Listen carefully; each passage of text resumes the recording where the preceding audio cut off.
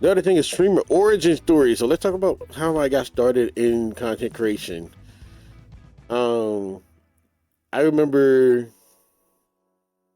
just wanting to find something to do because it was a pandemic. It was well, actually it was before the pandemic when I kind of started streaming. My friends always used to tell me, man, you should create content. Your reactions are crazy, you know. And I would kind of hold back because I was like, nah, I'm doing this business right here. That's not what they want me to do, and kind of stuff, which honestly was a goofy thing to do. But that was my mindset at the time. I wasn't prepared to really get into the thing. And then my wife was like, nah, you should do it. You're kind of funny. I think you should do it too. And I was like, nah, I don't think so. That kind of thing, right? And then I heard about I heard about Beam, and then Microsoft bought it. So I finally decided to check out somebody playing games. My whole thing was, why would I go watch you play a game when I can just do it myself? Why do I watch you play Apex when I can go play Apex? Why don't I watch you go play Madden when I can play Madden? I can just do that myself. I ain't doing that. That's stupid, right? I was wrong. I was very wrong, right? Because I loaded up Mixer and I went to Ninja stream because they were giving out free Ninja subscriptions on Mixer, Claim It, and all that stuff. Ninja made a lot of money that month because dang near everybody on that platform had a subscription to Ninja.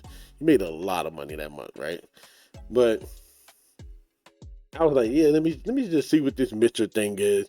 I don't believe in this streaming thing. Nobody wants to watch anybody else play a game. And I watched Ninja play Fortnite.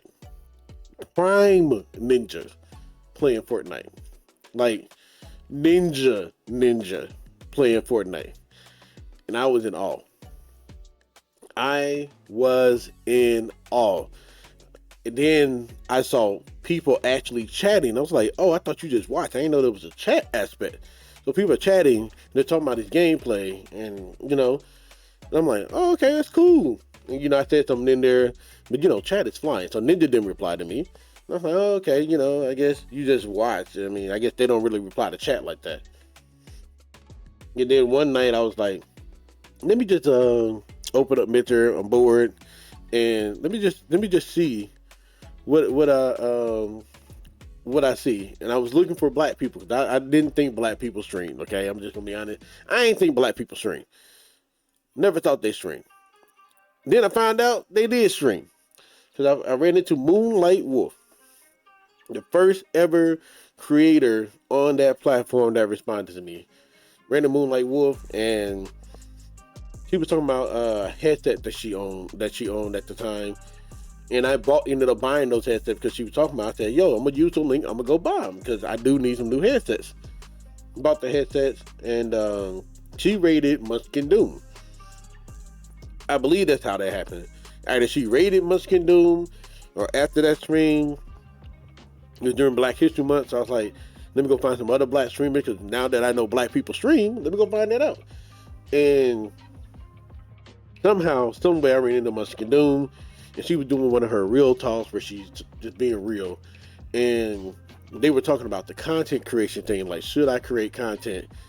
And I commented, I always kind of thought about it, but I wasn't sure. I don't feel like I should do it.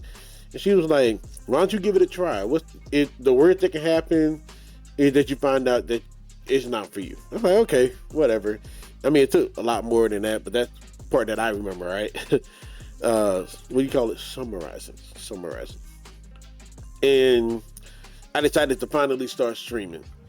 I think Call of Duty was the first game I ever streamed.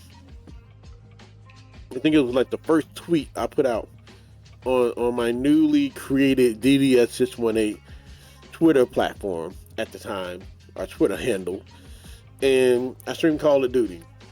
I wasn't expecting that. I was just like, playing, and people started showing up. People started talking. I was like, oh, y'all actually watched me. And I was hooked.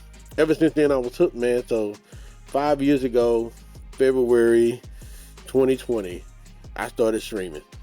And it's been a hell of a ride. It's been a hell of a ride. A lot of ups, a lot of downs. There's some things I wish I could have done differently, like upload every single VOD to YouTube so I can have that first stream I ever did. And there's something I wish I could have done more efficiently. Cool part is I'm still here. I'm still rocking. I'm still rolling. And I'm grateful to everybody that ever gave me an opportunity. Every single person ever gave me an opportunity, whether it was inviting me to a con, having me work for the brand, having me show up to an event or whatever. Like, no matter what opportunity you gave me, just the fact that some people just come in here and lurk. There are people that literally come in here almost every stream and lurk. That's all they do. They don't say nothing. They just lurk. I appreciate them for that, man. Every single person. Shout out, like my boy White Shadow just did the daily crew call. I appreciate him coming in and doing that. Like, it's anybody that's ever gave me a chance, I appreciate you. All right. Thank you so much for allowing me to be a part of your life. Because I'm telling you, man, this content creation thing, it ain't easy. It ain't easy.